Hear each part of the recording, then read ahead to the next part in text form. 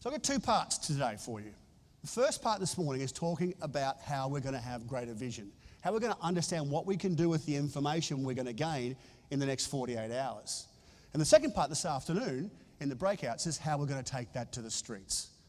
But I wanted to focus on a couple of things this morning that I felt were important but sometimes overlooked at functions like this. And I speak at 50 of these a year, many of them franchise conferences. And there are a couple of key things that we sometimes forget. And the first thing we forget is how we're going to go back and make time to create some of that vision, to create some of that strategy. Because I realised that, okay, I've got to get greater vision. I've got to look at turn 4, not turn 1. But how am I going to find the time to do that? Because I'm going to go home, it's going to be exactly the same day. The same stuff's going on. Where do I find that moment to actually stop and create the strategy, to create the vision? To do something that says, this is how we're going to be accountable for the next 12 months, so when we come back here next year, we've actually made a change. We've actually done something different. So I started to analyse my day. I said, well, where do I spend my time? What do I do that's not constructive? And I realised that I could kind of fix my head a little bit if I divided it into 3 different parts. First part was this. How can I focus on only the things I can change? Now, this is not a to-do list, because a to-do list becomes a tomorrow list, right, as we transfer it from one day to the next. This is, I am going to achieve these 3 things today, or these 2 things today, or these 5 things today.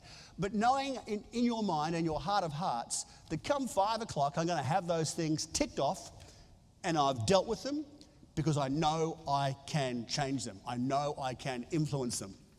What are the things that you can change? Then I wrote a list of the things that I have changed but should set aside. This might be the new caregiver you've brought on board. You've brought them in, you've trained them, you've given them all the goods on how the business works and the culture of the business, and now it's time to let them go and see how they go. Stop thinking about it. Just let it go for a couple of days. It could be a proposal you put in to a new referrer and you're waiting for a response back. Stop thinking about it.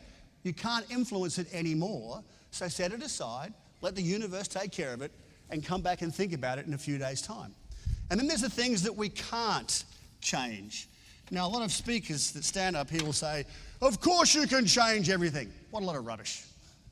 There are a number of things in life that you just can't change because you can't influence them. Let me give you a very classic and very recent example.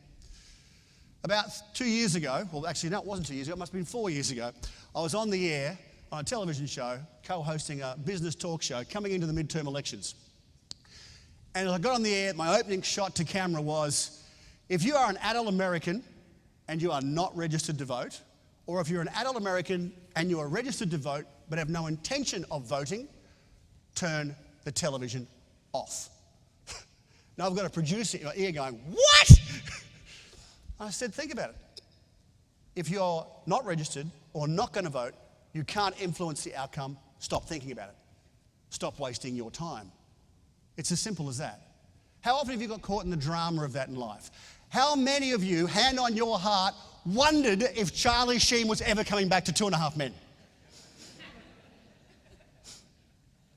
How many of you got sucked in to see if Lindsay Lohan was actually going to go to jail this time? We do that. We get caught in life dramas, in family dramas. It's stuff we can't change, it's stuff we can't influence, and it has no influence over our life. We should not think about it. Now, as business leaders, we get caught in this space all the time. Mary had a fight with her boyfriend and is crying in the kitchen.